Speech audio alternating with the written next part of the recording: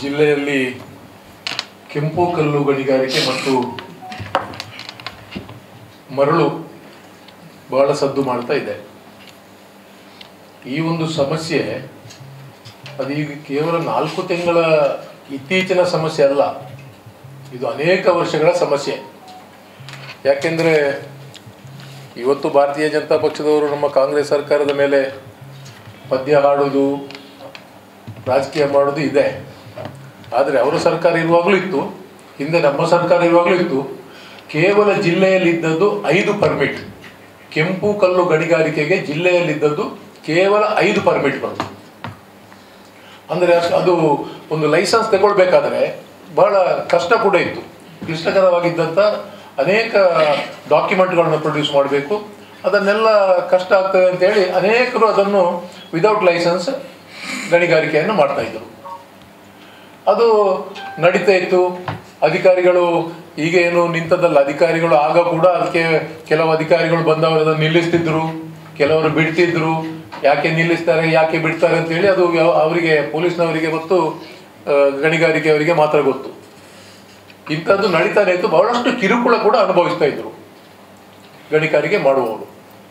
ಇವತ್ತೇನಾಗಿದೆ, ಇವತ್ತು ಸುಮಾರು 4 ತಿಂಗಳ ಈಚೆಗೆ ಗಣಿಗಾರಿಕೆ ಸಂಪೂರ್ಣ ನಿಷೇಧ ಆಗಿದೆ. ಅಂದರೆ ಲೈಸೆನ್ಸ್ ಇದ್ದವರು ಮಾತ್ರ ಮಾಡಲಿಕ್ಕೆ ಅವಕಾಶ, ಲೈಸೆನ್ಸ್ ಇಲ್ಲದವರಿಗೆ ಮಾಡಲಿಕ್ಕೆ ಅವಕಾಶ ಇಲ್ಲ ಅನ್ನುವಂಥದ್ದನ್ನು ರೂಲ್ಸನ್ನು ಸ್ಟ್ರಿಕ್ಟಾಗಿ ಫಾಲೋ ಮಾಡಿದ್ದಾರೆ. ಮರಳು ನೀತಿ ಒಂದು ಕಡೆ ಇದೆ, ಅದು ಮತ್ತೆ ಹೇಳ್ತೇನೆ. ಈಗ ಈ ಕೆಂಪು ಕಲ್ಲು ಗಣಿಗಾರಿಕೆಯ ಆ ಸಂದರ್ಭ ಏನು ಲೈಸೆನ್ಸ್ ಇಲ್ಲದೆ, ಪರ್ಮಿಟ್ ಇಲ್ಲದೆ ಸಾಗಾಟ ಮಾಡುವವರಿಗೆ ತೊಂದರೆ ಆಯಿತು. ಆ ಸಂದರ್ಭ ಆ ಅಸೋಸಿಯೇಷನ್ನವರು, ಗಣಿಗಾರಿಕೆ ಎಲ್ಲ ಸದಸ್ಯರು, ಕೆಲವು ಕಾರ್ಮಿಕ ಮುಖಂಡರುಗಳು ಕೂಡ ಉಸ್ತುವಾರಿ ಸಚಿವರ ಬಳಿ ಬಂದಿದ್ದರು. ಉಸ್ತುವಾರಿ ಸಚಿವರಲ್ಲಿ ತಮ್ಮ ಕಷ್ಟಗಳನ್ನು ಹೇಳಿಕೊಂಡಿದ್ದರು. ಯಾಕೆ ಇಷ್ಟವರೆಗೆ ನಡೀತಾ ಇತ್ತು, ಈಗ ನಿಲ್ಲಿಸ್ತಾ ಇದ್ದೀರಿ ಅನ್ನುವಂಥದ್ದನ್ನು ಅವರು ಹೇಳಿದರು. ಮತ್ತು ಜಿಲ್ಲೆಯಲ್ಲಿ ಇದರಿಂದ ಆಗುವ ಪರಿಣಾಮಗಳನ್ನು ಕೂಡ ಅವರು ವಿವರಿಸಿದ್ದಾರೆ. ಈ ಎಲ್ಲ ಅವರ ಕಷ್ಟ ಕಾರ್ಪಣ್ಯಗಳನ್ನು ಸರಿಯಾಗಿ ಆಲಿಸಿ ಸರ್ಕಾರ ಇದಕ್ಕೊಂದು ನಿರ್ದಿಷ್ಟವಾದ ಕ್ರಮವನ್ನು ಕೈಗೊಳ್ಳಬೇಕು ಅನ್ನುವಂಥ ಉದ್ದೇಶವನ್ನು ಹೊಂದಿತ್ತು. ಅದೇ ರೀತಿ ನಮ್ಮ ಸ್ಪೀಕರ್ ಬಳಿ ಕೂಡ ಅವರು ಹೋಗಿದ್ದರು. ಈ ವಿಚಾರವಾಗಿ ಮಂಗಳೂರಿನಲ್ಲಿ ಅನೇಕ ಗಣಿಗಾರಿಕೆಯ ಅಧಿಕಾರಿಗಳೊಂದಿಗೆ ಉಸ್ತುವಾರಿ ಸಚಿವರು, ಸ್ಪೀಕರ್ ಅವರು ಅನೇಕ ಮೀಟಿಂಗ್ಗಳನ್ನು ಮಾಡಿದ್ದಾರೆ. ತದನಂತರ ಇದು ಸರ್ಕಾರಿ ಕಾನೂನು ಆಗಬೇಕು ಅನ್ನುವಂಥ ಉದ್ದೇಶದಿಂದ ಇದು ಬೆಂಗಳೂರಿಗೆ ಶಿಫ್ಟ್ ಆಯಿತು. ಬೆಂಗಳೂರಿನಲ್ಲಿ ಕೂಡ ಸ್ಪೀಕರ್, ಉಸ್ತುವಾರಿ ಸಚಿವರ ನೇತೃತ್ವದಲ್ಲಿ ಎಲ್ಲ ಪ್ರಿನ್ಸಿಪಲ್ ಸೆಕ್ರೆಟರಿಯಿಂದ ಹಿಡಿದು ಅದರ ಸಂಬಂಧಪಟ್ಟ ಎಲ್ಲ ಮಂತ್ರಿಗಳು ಮತ್ತು ಜನಪ್ರತಿನಿಧಿಗಳು ಜಿಲ್ಲೆಯ ಮತ್ತು ಅದರ ಅಸೋಸಿಯೇಷನ್ನ ಮುಖಂಡರು ಎಲ್ಲರೂ ಸೇರಿ ಬೆಂಗಳೂರಿನಲ್ಲಿ ಹಲವಾರು ಮೀಟಿಂಗ್ಗಳಾಗಿವೆ. ಇದರ ಪರಿಣಾಮವಾಗಿ ಇವತ್ತು ಸರ್ಕಾರ ಕೆಂಪು ಕಲ್ಲು ಗಣಿಗಾರಿಕೆಗೆ ಲೈಸೆನ್ಸ್ ಕೊಡುವಂಥ ವಿಚಾರದಲ್ಲಿ ಅದರ ನಿಯಮಾವಳಿಗಳನ್ನು ಸರಳೀಕರಿಸಬೇಕು. ಮತ್ತು ರಾಯಲ್ಟಿ ಕೇರಳದಲ್ಲಿ ಟನ್ನಿಗೆ 265 ರೂಪಾಯಿ ಇದೆ, 35 ರೂಪಾಯಿ ಇದೆ. ಕರ್ನಾಟಕದಲ್ಲಿ 265 ರೂಪಾಯಿ ಇದೆ. ಇದು ಅವೈಜ್ಞಾನಿಕ. ಕೇರಳ, ಕರ್ನಾಟಕ ನಾವು ಬಾರ್ಡರ್ ಸ್ಟೇಟ್ಸ್. ಈಗ ಉಳ್ಳಾಲದಲ್ಲಿ ಕರ್ನಾಟಕ, ಆಚೆ ಕೇರಳ. ಆದ್ದರಿಂದ ಈ ತಾರತಮ್ಯವನ್ನು ನಿವಾರಿಸಬೇಕು ಅನ್ನುವಂಥದ್ದು ಅಸೋಸಿಯೇಷನ್ನವರ ಬೇಡಿಕೆ. ಈ ಬೇಡಿಕೆಯನ್ನು ಕೂಡ ಸರಳೀಕರಣಗೊಳಿಸಬೇಕಾದರೆ ಸೀದಾ ಒಂದು ಕಾನೂನನ್ನು ಮಾಡಿ ಕೈಗೆ ಕೊಡಲಿಕ್ಕೆ ಆಗೋದಿಲ್ಲ. ಇದಕ್ಕೆ ಸರ್ಕಾರ ಬೇಕಾದಷ್ಟು ಎಕ್ಸರ್ಸೈಸ್ ಮಾಡಿ ಇವತ್ತೊಂದು ನಿರ್ಧಾರಕ್ಕೆ ಬಂದಿದೆ.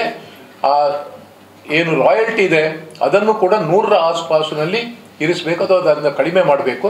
ಮತ್ತು ಲೈಸೆನ್ಸ್ ಇಶ್ಯೂಯಿಂಗ್ ಅಥಾರಿಟಿ ಅವರಿಗೆ ಅದನ್ನು ಸರಳೀಕರಣಗೊಳಿಸಿ ಲೈಸೆನ್ಸ್ ಇಶ್ಯೂ ಮಾಡುವಂಥ ಒಂದು ವ್ಯವಸ್ಥೆಯನ್ನು ಮಾಡಬೇಕು ಅಂತೇಳಿ ರೂಲ್ಸ್ ಎಲ್ಲ ಫ್ರೇಮ್ ಮಾಡಿ ಡ್ರಾಫ್ಟ್ ಆಗಿ ಇವತ್ತು ಕ್ಯಾಬಿನೆಟ್ನಲ್ಲಿ ಕೂಡ ಅದು ಮಂಜೂರಾಗಿದೆ.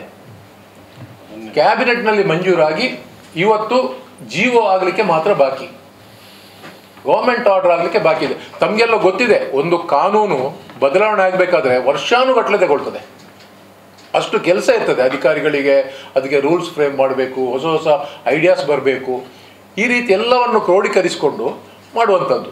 ಇವತ್ತು ಈ ಇಶ್ಯೂವನ್ನು ಇದು ದಕ್ಷಿಣ ಕನ್ನಡ ಜಿಲ್ಲೆ, ಉಡುಪಿ ಜಿಲ್ಲೆಯ ಜನರಿಗೆ ಬಹಳಷ್ಟು ತೊಂದರೆ ಆಗ್ತದೆ ಮತ್ತು ಕೂಲಿ ಕಾರ್ಮಿಕರಿಗೆ ಕೆಲಸಕ್ಕೆ ನಷ್ಟ ಆಗ್ತದೆ ಅವರಿಗೆ. ಆದ್ದರಿಂದ ಇದನ್ನು ಶೀಘ್ರವಾಗಿ ಮಾಡಬೇಕು ಅನ್ನೋಂಥ ಉದ್ದೇಶದಿಂದ ನಮ್ಮ ಸರ್ಕಾರ ಮುಖ್ಯಮಂತ್ರಿಯವರ ನೇತೃತ್ವದಲ್ಲಿ, ಉಪಮುಖ್ಯಮಂತ್ರಿಯವರ ನೇತೃತ್ವದಲ್ಲಿ, ಸ್ಪೀಕರ್ ಮತ್ತು ಉಸ್ತುವಾರಿ ಸಚಿವರು, ಸಂಬಂಧಪಟ್ಟ ಎಲ್ಲ ಸಚಿವರುಗಳು ಸೇರಿ ದಕ್ಷಿಣ ಕನ್ನಡ ಜಿಲ್ಲೆಯ ಅನೇಕ ಪ್ರತಿನಿಧಿಗಳು ಕೂಡ ಅದರಲ್ಲಿ ಸೇರಿಕೊಂಡು ಇದನ್ನು ಕೇವಲ 4 ತಿಂಗಳಲ್ಲಿ ಒಂದು ಕಾನೂನಿಗೆ ಕೊನೆಯ ಹಂತಕ್ಕೆ ಬರುವಂಥ ವ್ಯವಸ್ಥೆ ಇವತ್ತು ಆಗಿದೆ. ಇದರ ಮಧ್ಯೆ BJPಯವರು ಪ್ರತಿಭಟನೆಗಳು, ಇವತ್ತು ಅಸೋಸಿಯೇಷನ್ನವರು ಯಾವತ್ತೂ ಪ್ರತಿಭಟನೆ ಮಾಡಲಿಲ್ಲ. ತಾವು ದಯವಿಟ್ಟು ತಿಳ್ಕೊಳ್ಬೇಕು, ಅಸೋಸಿಯೇಷನ್ನವರು ಪ್ರತಿಭಟನೆ ಎಲ್ಲಿಯೂ ಮಾಡಲಿಲ್ಲ. ಅವರು ಮಂತ್ರಿಗಳನ್ನು, ಸರ್ಕಾರವನ್ನು ಭೇಟಿ ಮಾಡಿ ಅದಕ್ಕೆ ಬೇಕಾದಂಥ ಯಾವ ರೀತಿ ಅದನ್ನು ಬದಲಾವಣೆ ಮಾಡಬೇಕು ಅನ್ನೋಂಥ ಸಲಹೆ ಸೂಚನೆಗಳನ್ನು ಕೊಟ್ಟು ತಮ್ಮ ಕೆಲಸವನ್ನು ಮಾಡಿಕೊಳ್ತಿದ್ದಾರೆ ಹೊರತು ಯಾವತ್ತೂ ಅವರು ಪ್ರತಿಭಟನೆಗೆ ಇಳಿಲಿಲ್ಲ. ಇವತ್ತು ಪ್ರತಿಭಟನೆ ಮಾಡ್ತಾ ಇರುವಂಥದ್ದು BJPಯವರು. ನಿನ್ನೆ ಕೂಡ ಒಂದು ಪ್ರತಿಭಟನೆ ಮಾಡಿದ್ದಾರೆ. ಬಹಳಷ್ಟು ಹಾಸ್ಯಮಯವಾಗಿತ್ತು, ನೋಡಲಿಕ್ಕೆ ಚೆನ್ನಾಗಿತ್ತು. ಅವರ ಲ್ಯಾಂಗ್ವೇಜು, ಅವರ ಡ್ಯಾನ್ಸು, ಪದ್ಯ ಒಂದು ರೀತಿ ಪಿಕ್ನಿಕ್ ಹೋದಾಗೆ ಆಯಿತು. ಅದನ್ನು ನೋಡುವಾಗ ನಮಗೆ ಕೂಡ ಒಮ್ಮೆ ಅವರೊಟ್ಟಿಗೆ ಪಿಕ್ನಿಕ್ ಹೋದಾಗೆ ಅಂಥ ಒಂದು ಪ್ರತಿಭಟನೆಯನ್ನು ನಿನ್ನೆ ಹಮ್ಮಿಕೊಂಡಿದ್ದಾರೆ. ಅದರಲ್ಲಿ ಅವರು ಹೇಳುವಂಥದ್ದು, ನಾವು ಕಂಗಾಲಾಗಿದ್ದಾರೆ, ನಾವು ಬೆಂಗಳೂರಿಗೆ ಪಾದಯಾತ್ರೆ ಮಾಡ್ತೇವೆ ಮತ್ತು ಡೆಡ್ಲೈನ್, ಸ್ಪೀಕರಿಗೆ ಡೆಡ್ಲೈನ್ ಯಾವ ಅವಶ್ಯಕತೆಯೂ ಇಲ್ಲ. ನೀವು ಡೆಡ್ಲೈನ್ ಕೊಡೋದು ಬೇಡ, ಬೆಂಗಳೂರಿಗೆ ಪಾದಯಾತ್ರೆ ಮಾಡೋದು ಬೇಡ, ನಿಮಗೆ ಯಾವುದೇ ಕಷ್ಟ ನಾವು ಕೊಡೋದಿಲ್ಲ. ಜನರ ಕಷ್ಟವನ್ನು ಪರಿಹಾರ ಮಾಡಲಿಕ್ಕೆ ನಾವು ಕಾನೂನನ್ನು ಸರಳೀಕರಣಗೊಳಿಸಿ ರಾಯಲ್ಟಿಯನ್ನು ಕಡಿಮೆ ಮಾಡಿ ಶೀಘ್ರ ಗವರ್ಮೆಂಟ್ ಆರ್ಡರ್ ಆಗ್ತದೆ. ಆದ್ದರಿಂದ ನಿಮಗೆ ಯಾವುದೇ ಕಷ್ಟ ಕೊಡೋದಿಲ್ಲ. ನಿಮ್ಮ ರಾಜಕೀಯ ಡೊಂಬರಾಟವನ್ನು ನಿಲ್ಲಿಸಿ. ನಿಮ್ಮ ಸರ್ಕಾರ ಇರುವಾಗ ಯಾಕೆ ಮಾಡಲಿಲ್ಲ ನೀವು? ನಿಮ್ಮದು ಈಗ ಸರ್ಕಾರ ಇತ್ತಲ್ಲ, ಆಗ ಕೂಡ ಇದೇ ಲೈಸೆನ್ಸ್ ಇದ್ದದ್ದು. ಹೋಗ್ತಾ ಇತ್ತು, ಜನರಿಗೆ ಕಿರುಕುಳ ಆಗ್ತಾ ಇತ್ತು, ಕಾಂಟ್ರಾಕ್ಟ್ಗಳಿಗೆ ಕಿರುಕುಳ ಆಗ್ತಾ ಇತ್ತು, ಕಷ್ಟ ಬರ್ತಾ ಇದ್ರು, ಏನೋ ಮಾಡಿ ವ್ಯಾಪಾರ ವ್ಯವಹಾರ ಉದ್ದಿಮೆ ನಡೆಸ್ಕೊಂಡು ಹೋಗ್ತಾ ಇದ್ರು. ಇವತ್ತು ಈ ಎಲ್ಲ ಕಷ್ಟಗಳಿಗೆ ಪೂರ್ಣ ವಿರಾಮ ಹಾಕಬೇಕು. ಈ ಕಷ್ಟ ಮತ್ತೆ ಬರಬಾರ್ದು. ಪರ್ಮನೆಂಟ್ ಸೊಲ್ಯೂಷನ್, ಇದಕ್ಕೊಂದು ಪರ್ಮನೆಂಟ್ ಸೊಲ್ಯೂಷನ್ ಬೇಕು. ಇನ್ನು ಯಾವ ಸರ್ಕಾರ ಬಂದರೂ ಇದರಿಂದ ಯಾವುದೇ ಅಡ್ಡಿ ಆತಂಕ ಆಗಬಾರ್ದು ಅನ್ನುವಂಥ ಉದ್ದೇಶದಿಂದ ಇವತ್ತು ನಮ್ಮ ಸರ್ಕಾರ ಈ ಒಂದು ಕಾನೂನನ್ನು ಬದಲಾವಣೆ ಮಾಡುವ ಅಂತಿಮ ಹಂತಕ್ಕೆ ಬಂದಿದೆ ಅನ್ನುವಂಥ ವಿಚಾರವನ್ನು ನಾನು ಅವರಿಗೆ ಹೇಳುವಂಥದ್ದು. ನಮ್ಮ BJPಯ ಸ್ನೇಹಿತರಿಗೆ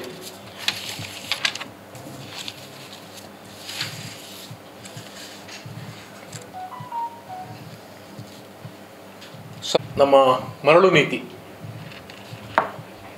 ನೀತಿ ಇವತ್ತು CRZ, ನಾನ್ CRZ ಅನ್ನುವಂಥ 2 ಭಾಗದಲ್ಲಿ ನಮಗೆ ಮರಳು ಸಿಗ್ತದೆ.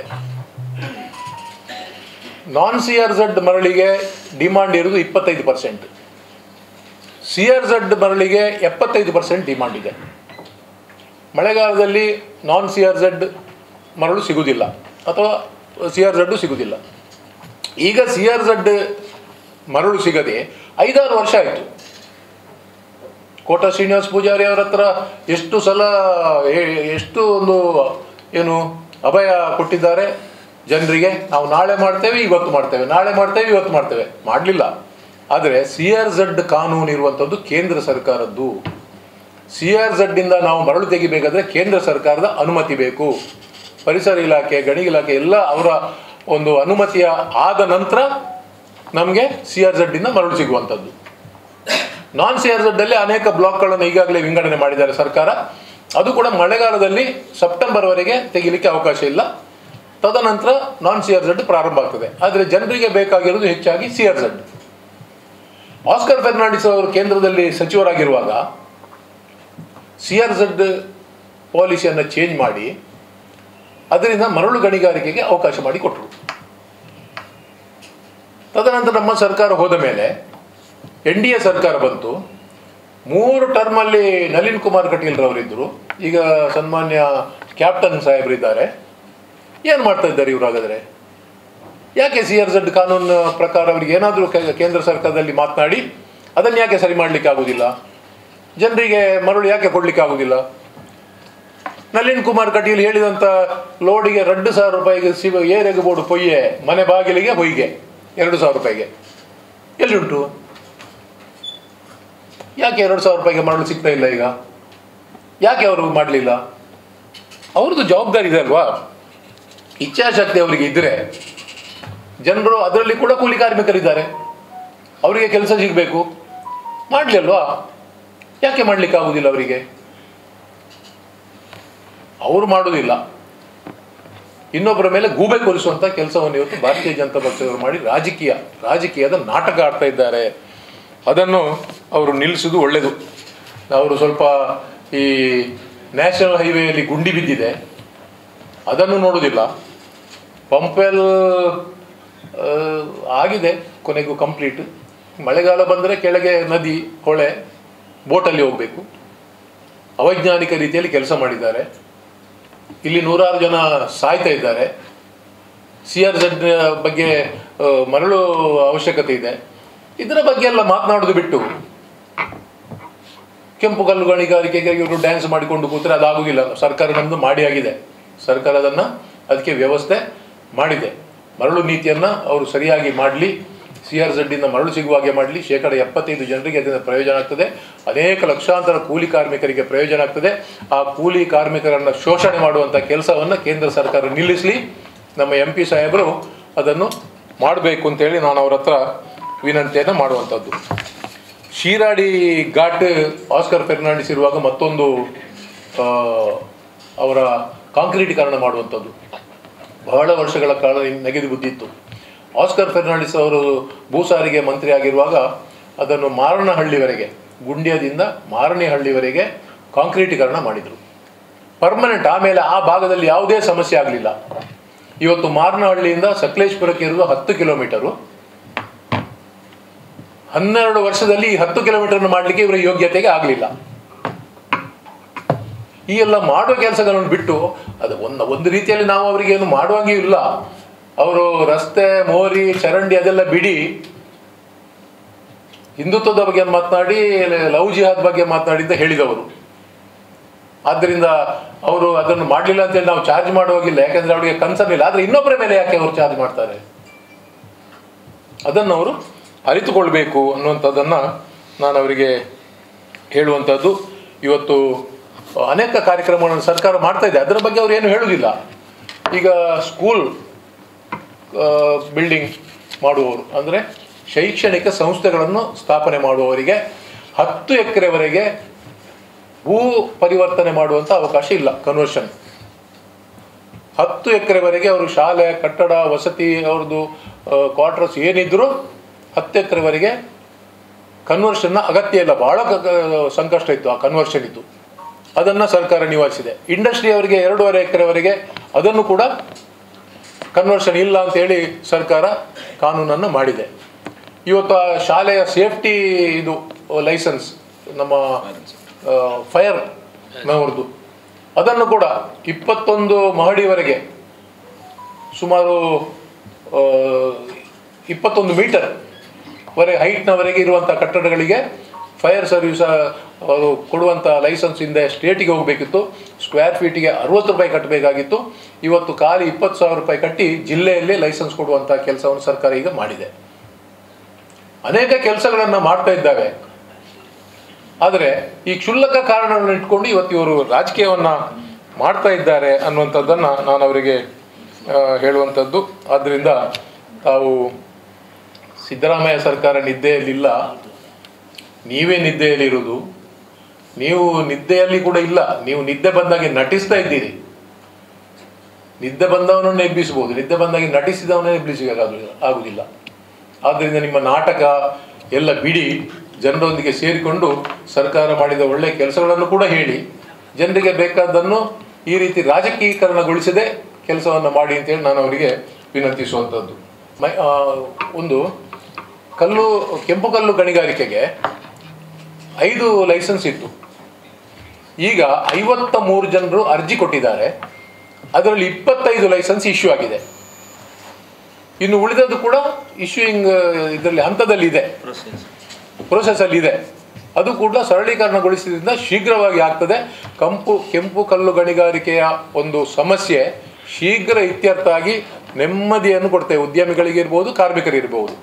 ನೆಮ್ಮದಿಯಿಂದ ಅವರು ಯಾವುದೇ ಅಧಿಕಾರಿಗಳ ಕಿರುಕುಳ ಇಲ್ಲದೆ ಕೆಲಸ ಮಾಡಲಿಕ್ಕೆ ಅವಕಾಶ ನಮ್ಮ ಕಾಂಗ್ರೆಸ್ ಸರ್ಕಾರ ಮಾಡಿಕೊಟ್ಟಿದೆ ಅನ್ನುವಂಥದ್ದನ್ನು ನಾನು ತಮ್ಮ ಮೂಲಕ ತಿಳಿಯಪಡಿಸ್ತೇನೆ. ಇವತ್ತು ನಮ್ಮ ಅಧ್ಯಕ್ಷರು ಎಲ್ಲ ವಿಚಾರಗಳನ್ನು ಸವಿವರವಾಗಿ ನಿಮ್ಮ ಮುಂದೆ ಇಟ್ಟಿದ್ದಾರೆ. ಈ ನಿನ್ನೆ ದಿವಸ ಬಿಜೆಪಿಯವರು ಮಾಡಿರುವಂತಹ ಪ್ರೊಟೆಸ್ಟ್, ಬಿಜೆಪಿಯವರ ಕೆಲಸ ಏನಿದೆ ಅಂತ ಹೇಳಿದ್ರೆ, ಯಾವಾಗ ನೋಡಿದ್ರು ಜನರನ್ನು ದಾರಿ ತಪ್ಪಿಸುವಂತ ಕೆಲಸ ಮಾಡಿದ್ರಲ್ಲಿ ಇವರು ನಿಸ್ಸೀಮರು ಅಂತ ನಮ್ಮ ಅಧ್ಯಕ್ಷರು ಹೇಳಿದ್ರು. ಈ ಕೆಂಪು ಕಲ್ಲು ಗಣಿಗಾರಿಕೆ ಇದರ ಬಗ್ಗೆ ಈ ಮೊದಲೇ ಬೇಕಾದಷ್ಟು ಮೀಟಿಂಗ್ಗಳು ಇಲ್ಲಿ ಜಿಲ್ಲೆಯ ಇದರಲ್ಲಿ ಕೂಡ ನಡೀತು. ಅದರ ನಂತರ ಬೆಂಗಳೂರಿಗೆ ಶಿಫ್ಟ್ ಆಯಿತು. ಬೆಂಗಳೂರಿನಲ್ಲಿ ಕೂಡ ಮೀಟಿಂಗ್ ಮಾಡಿ ಇದಕ್ಕೆ ನಿರ್ಧಾರಗಳನ್ನು ತೆಗೆದುಕೊಳ್ಳಾಯಿತು ಅಂತ. ಈ ಮೀಟಿಂಗ್ ನಲ್ಲಿ ಬಹುಶಃ ಈ ಜಿಲ್ಲೆಯನ್ನು ಪ್ರತಿನಿಧಿಸುವಂತ ಎಲ್ಲ ಶಾಸಕರು ಎಂಪಿಗಳು ಕೂಡ ಇದ್ರು. ಇವರಿಗೆ ಎಲ್ಲ ವಿಚಾರಗಳ ಅರಿವಿದೆ. ಮೊನ್ನೆ ಕ್ಯಾಬಿನೆಟ್ ಮೀಟಿಂಗ್ ನಲ್ಲಿ ಪಾಸ್ ಆದ ಬಗ್ಗೆ ಕೂಡ ಇವರಿಗೆ ಸ್ಪಷ್ಟವಾದಂತ ಮಾಹಿತಿ ಇದೆ. ಅದನ್ನೆಲ್ಲ ಗೊತ್ತಿದ್ದು ಇವರು ನಿನ್ನೆ ದಿವಸ ಇವರು ಪ್ರೊಟೆಸ್ಟ್ ಮಾಡ್ತಾರೆ ಅಂತ ಹೇಳಿದ್ರೆ ಇವರು ಯಾವ ರೀತಿ ಜನರನ್ನ ತಪ್ಪು ದಾರಿಗೆ ತೆಗೆದುಕೊಂಡು ಹೋಗ್ತಾರೆ, ಜನಗಳನ್ನು ಮಿಸ್ಲೀಡ್ ಮಾಡ್ತಿದ್ದಾರೆ ಅನ್ನೋದಕ್ಕೆ ಇದಕ್ಕಿಂತ ಬೇರೆ ಉದಾಹರಣೆಗಳು ಬೇಕಿಲ್ಲ ಅಂತ ನನ್ನ ಅನಿಸಿಕೆ.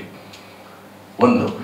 ಎರಡನೇದಾಗಿ ಅವ್ರು ಹೇಳ್ತಾರೆ ನಮ್ಮ ಉಸ್ತುವಾರಿ ಸಚಿವರ ಬಗ್ಗೆ ಬಹಳ ವ್ಯಂಗ್ಯವಾದ ರೀತಿಯಲ್ಲಿ ಅವ್ರು ಇದು ಮಾಡಿದ್ರು. ಅವರು ತಿಂಗಳಿಗೊಮ್ಮೆ ಬರ್ತಾರೆ ಹೋಗ್ತಾರೆ ಅಂತ ಹೇಳಿ.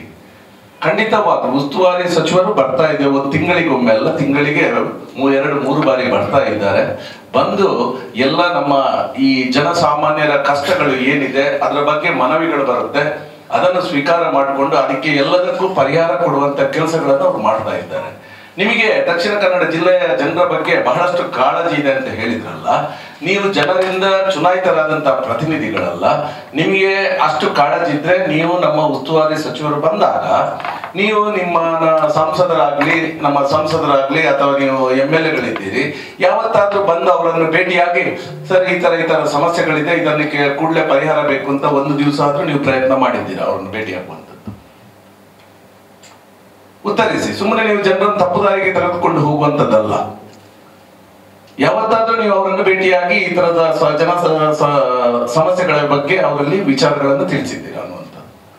ನೀವು ತಿಳಿಸಿಲ್ಲ ಅವರು ಸುಮ್ಮನೆ ಕೂತ್ಕೊಳ್ಳಿಲ್ಲ, ಬೇಕಾದ ವ್ಯವಸ್ಥೆಗಳನ್ನು ಮಾಡಿದ್ದಾರೆ. ಆದ್ರೆ ನಿಮ್ಮ ಜವಾಬ್ದಾರಿಯನ್ನು ನೀವು ನಿಭಾಯಿಸಿದ್ದೀರಾ ಅಂತ ಹೇಳಿ. ಇನ್ನೊಂದು ವಿಚಾರ ಅಂತ ಹೇಳಿದ್ರೆ, ನಿನ್ನೆ ನಮ್ಮ ಮಾನ್ಯ ಸಂಸದರಾದಂತಹ ಬ್ರಜೇಶ್ ಚೌಟರ್ ಅವರ ಒಂದು ಪತ್ರಿಕಾ ಇದರಲ್ಲಿ ನಾನು ಯಾವುದೋ ಒಂದು ಕಮೆಂಟ್ ಇಂಟರ್ವ್ಯೂ ಅನ್ನು ನೋಡಿದೆ.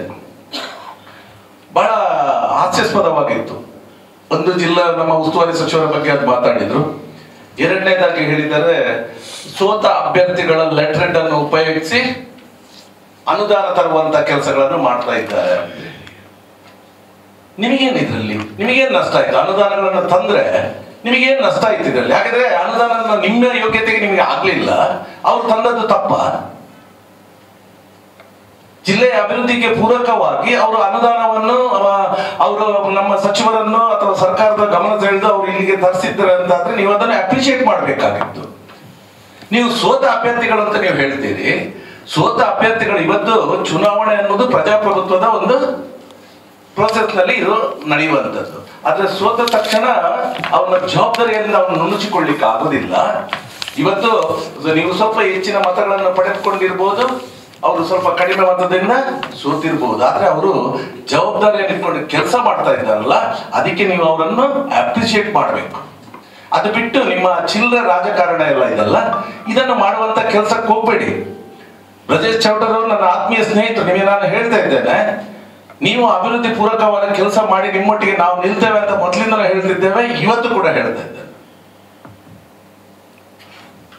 ಯಾವ ಅಭಿವೃದ್ಧಿ ಕೆಲಸಕ್ಕೆ ನಿಮಗೆ ನಾವು ಬೇಕು, ನಿಮ್ಮೊಟ್ಟಿಗೆ ಬೇಕು ಅಂತಂದ್ರೆ ನಮ್ಮನ್ನು ಕರೆ, ನಾವು ಬರ್ತೇವೆ. ನೀವು ಅದು ಬಿಟ್ಟು ಎಲ್ಲದರಲ್ಲೂ ರಾಜಕೀಯ ಮಾಡುವಂಥದ್ದು, ಕೇವಲ ಜನರನ್ನು ಜಾತಿ ಧರ್ಮದ ವಿಚಾರ ಇಟ್ಕೊಂಡೇ ಜನರನ್ನು ನೀವು ಓಲೈಸುವಂತ ಕೆಲಸ, ಇದನ್ನು ಮಾಡ್ಲಿಕ್ಕೆ ಹೋಗ್ಬೇಡಿ. ನಮ್ಮ ಜಿಲ್ಲೆ ಸುಶಿಕ್ಷಿತರ ಎಲ್ಲ ಅತ್ಯಂತ ಹೆಚ್ಚಿನ ಸಂಖ್ಯೆಯಲ್ಲಿ ಇರುವಂತಹ ಒಂದು ಜಿಲ್ಲೆ, ಬುದ್ಧಿವಂತರ ಜಿಲ್ಲೆ ಅಂತ ಹೆಸರಿದೆ. ಇದನ್ನು ಉಳಿಸುವಂತೆ ಇದಕ್ಕೆ ಪೂರಕವಾದಂತ ಅಭಿವೃದ್ಧಿ ಕೆಲಸಗಳು ಯಾವುದೆಲ್ಲ ಆಗ್ಬೇಕಿದೆ ಇದನ್ನು ಮಾಡುವಂತ ಪ್ರಾಮಾಣಿಕ ಒಂದು ಇದು ಯೋಜನೆ ನಿಮ್ಮಲ್ಲಿ ಇರಲಿ. ಇದನ್ನು ಮಾಡಿ ಅನ್ನುವಂತಹ ವಿಚಾರಗಳನ್ನು ನಾನು ಹೇಳಲಿಕ್ಕೆ ಇಚ್ಛಿಸ್ತೇನೆ. ಇನ್ನೊಂದು ಜಾತಿ ಗಣತಿ ವಿಚಾರದಲ್ಲಿ ಇವತ್ತು ಹಲವಾರು ಕನ್ಫ್ಯೂಷನ್ಸ್ಗಳಿದೆ. ಇವತ್ತು ಬೇರೆ ಬೇರೆ ಸಮಾಜಗಳಿದೆ. ಆ ಬೇರೆ ಬೇರೆ ಸಮಾಜದವರ ಏನು ಸಮಸ್ಯೆಗಳಿದೆ ಇದನ್ನೆಲ್ಲ ನಿಭಾಯಿಸುವಾಗ ಆರ್ಥಿಕವಾಗಿ ಒಂದು ಯಾರು ತೊಂದರೆ ಆಗ್ತಾ ಇದ್ದಾರೆ, ಹಿಂದುಳಿದ ವರ್ಗದ ಸಮಾಜಗಳಿಗೆ ಎಲ್ಲದಕ್ಕೂ ಶಕ್ತಿ ಕೊಡುವ ಒಂದು ಯೋಜನೆಯಿಂದ ಇದು ನಮ್ಮ ರಾಜ್ಯ ಸರ್ಕಾರ ಈಗ ಮತ್ತೆ ಜನಗಣತಿ ಮಾಡಲು ಹೊರಟಿರುವಂತದ್ದು ಒಂದು ಖಂಡಿತವಾಗ್ಲೂ ಅದ್ಭುತವಾದಂತ ಕೆಲಸ, ದೇವರು ಮೆಚ್ಚುವಂತ ಕೆಲಸ. ನಾವೆಲ್ಲರೂ ಸಮಪಾಲು, ಎಲ್ರಿಗೂ ಸಮಾನ ಪಾಲು ಕೊಡ್ಬೇಕನ್ನುವಂತ ಒಂದು ದೃಷ್ಟಿಯಿಂದ, ಸಾಮಾಜಿಕ ನ್ಯಾಯ ಒದಗಿಸಿ ಕೊಡ್ಬೇಕೆನ್ನುವಂತ ದೃಷ್ಟಿಯಿಂದ ಇದನ್ನು ಹಮ್ಮಿಕೊಳ್ಳುತ್ತಿರುವಂಥದ್ದು. ಇದರ ಬಗ್ಗೆ ನಿಮ್ಮ ಓಪನ್ ಆಗಿ ಯಾವುದೇ ಸ್ಟೇಟ್ಮೆಂಟ್ಗಳಿಲ್ಲ. ನೀವು ಹಿಂದಿನಿಂದ ಬೇರೆ ಬೇರೆ ರೀತಿಯಲ್ಲಿ ಇದಕ್ಕೆ ವ್ಯಾಖ್ಯಾನವನ್ನು ಕೊಡ್ತಾ ಇದ್ದೀರಿ ಅನ್ನೋದು ಕೂಡ ಎಲ್ಲರ ಗಮನಕ್ಕೆ ಗೊತ್ತಿದೆ. ಇಂಥ ಕೆಟ್ಟ ಚಾಳಿಗಳನ್ನು ಬಿಟ್ಟು ಬಿಡಿ.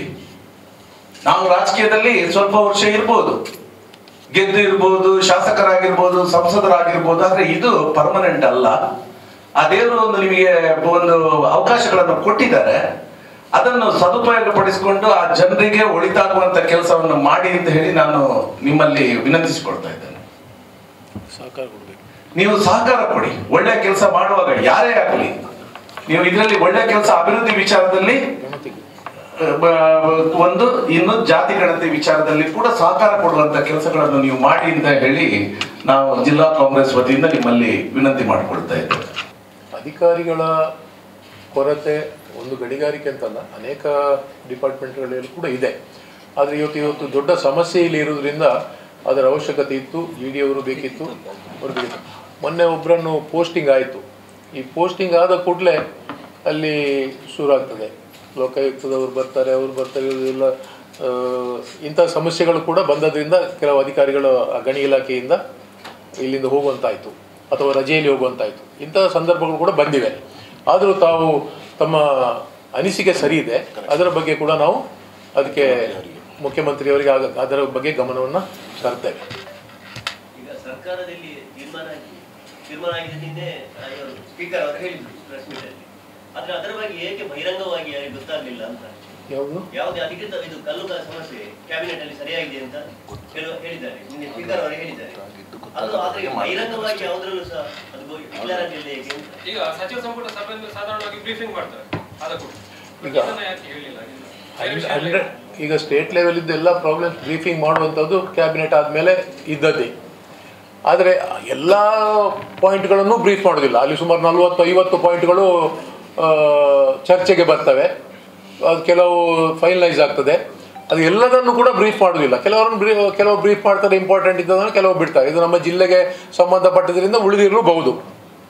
ಶಾಸಕರಿಗೆ ಗೊತ್ತಿರುತ್ತೆ, ಶಾಸಕರಿಗೆ ಗೊತ್ತಿದೆ, ಶಾಸಕರುಗಳಿಗೆ ಗೊತ್ತಿದೆ, ಶಾಸಕರುಗಳಿಗೆ ಗೊತ್ತಿದೆ.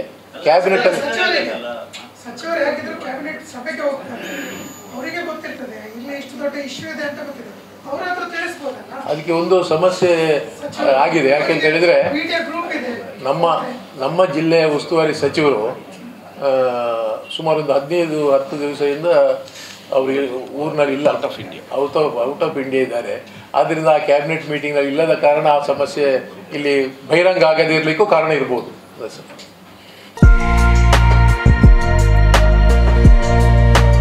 ನಿಮ್ಮ ಸೇವೆಗಾಗಿ ಇದೀಗ ಮತ್ತಷ್ಟು ವಿಶಾಲವಾಗಿ ತೆರೆದುಕೊಂಡಿದೆ ಡೇನಿಯಲ್ ಎಂಟರ್ಪ್ರೈಸಸ್. ಒಂದೇ ಸೂರಿನಡಿ ಜನರಲ್ ಸ್ಟೋರ್ ಹಾಗೂ ಫರ್ನಿಚರ್ ಶೋರೂಮ್. ಸ್ವಂತ ತಯಾರಿಕೆಯಲ್ಲೇ ಸಿದ್ಧವಾಗುತ್ತಿದೆ ದೇವರ stand, sofa set, wardrobe, cot set, ದಿವಾನಾ ಸೆಟ್, ಡೈನಿಂಗ್ ಟೇಬಲ್, ಗಾಡ್ರೇಜ್, ಇನ್ನೂ ಹಲವು. ಡೇನಿಯಲ್ ಇಂಡಸ್ಟ್ರಿಯಲ್ಲಿ ಸಾಗುವಾನಿ ಹಾಗೂ ಹಲಸಿನ ಮರದಿಂದ ತಯಾರಿಸಿದ ಗಟ್ಟಿಮುಟ್ಟಾದ ಫರ್ನಿಚರ್ ಐಟಂಗಳು. 40 ವರ್ಷಗಳಿಂದ ಕಾರ್ಯಾಚರಿಸುತ್ತಿರುವ ಡೇನಿಯಲ್ ಇಂಡಸ್ಟ್ರೀಸ್ 25 ವರ್ಷಗಳಿಂದ ಗುಣಮಟ್ಟದ ಗ್ರಾಹಕ ಸ್ನೇಹಿ ಸೇವೆ ನೀಡುತ್ತಿರುವ Daniel furniture showroom. Daniel enterprises furniture showroom ಹಾಗೂ ಜನರಲ್ ಸ್ಟೋರ್, ಪುತ್ತೂರು, ಮುಕ್ರಪಾಡಿ. ಸಂಪರ್ಕಿಸಿ 94817 57193.